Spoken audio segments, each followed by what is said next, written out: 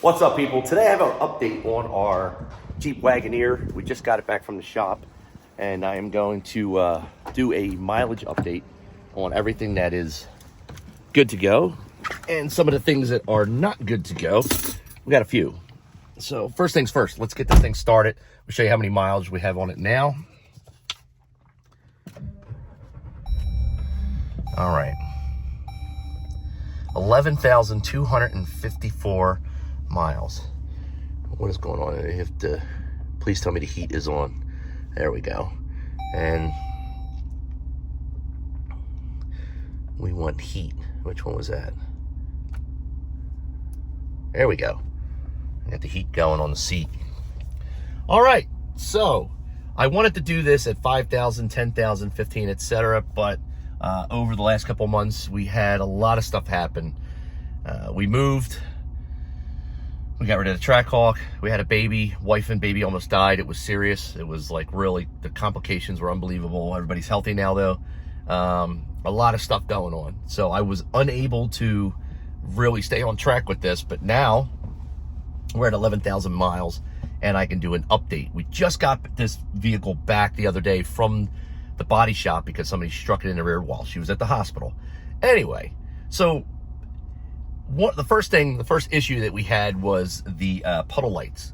I may have talked about this before, but the puddle lights, we didn't even know we had puddle lights on the rear view mirrors or not on the side view mirrors, because they weren't working when we got the car. Suddenly a month later, they just started working, and they've been working ever since. And we were kind of curious as to why that was. A glitch, who knows? We unlocked it at 500 miles like a Hellcat. I have no idea. All I know is it took for some time before they started to work, and they've been working ever since. Now, the only issue with this car that I have personally is quality in one aspect. This car is super comfortable, a dream to drive, absolutely love it. There's something that bothers the hell out of me, and I'm looking up at it right now. Let me show you. Right there, this overhead center console with the rearview mirror attached to it. This right here is supposed to be flush, and it pops down. It doesn't stay. You can feel it catching, but then it pops out. Like if I push it up really hard, you can hear it popping out, right? And there's a little gap. So initially, when I first noticed it, I thought, all right, it doesn't work real great. The clip is broken. I don't know what's going on with it, but I'll look into it down the road and we'll get it fixed, or we'll get it situated. And then when this car was in the shop this past week, we had a Wagoneer rental. And guess what? Check this out. That's right. In the rental, the same thing, but actually worse. I could get my full finger in there. That one was falling down more. That right there is unacceptable. For a $90,000 and some change car, I expect a lot better. I mean, I paid more for this than I did for my Trackhawk, so I would expect a lot better quality. But I mean, I'm nitpicking. I'm really nitpicking. The rest of the vehicle is insane, and we haven't had any other issues with it. Originally, I think I mentioned that these buttons here that I was just demonstrating, right? Look, were not working 100%, right? And then what I found out was that if you don't rush and you tap it, like I just did, like look, 1, 2, 3. If you take your time, it seems to work all the time. Now, in the past, I was doing this, and I'm like, oh, these things don't work. It's got to just touch it lightly with your finger, and it works. So, I don't want that on. Let's turn. Okay. Anyway, so aside from my initial learning process with the buttons, that really wasn't a problem. I found out that they actually do work if you just press it fully with your whole print. But the overhead center piece there, that needs some tender loving care.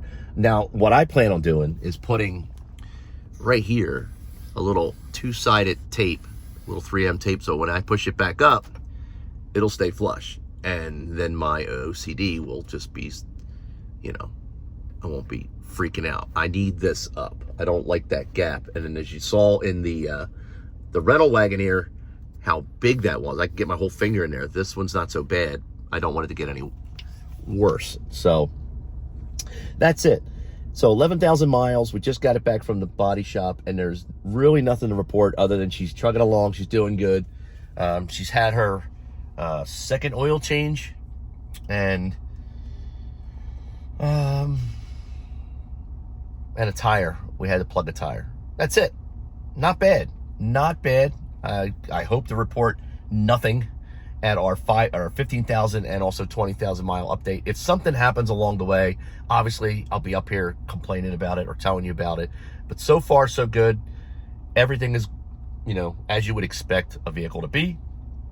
And I absolutely love this thing. I really do. Now, I do love my Jeep, and I do like banging around in that, especially in the summertime when we had the roof off. But as far as everyday driving, this thing it can't be beat.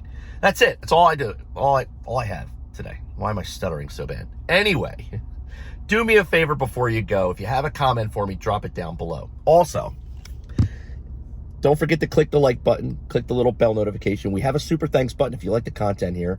We're also giving away dash cams coming up. You heard it on this update first. I want to see how many people are paying attention. I've got a stack of them that I've been testing and reviewing. I was supposed to get to one right now, but I'm not going to be able to. I have a stack. We're going to start that up. I'm going to keep it on the low to see who's paying attention.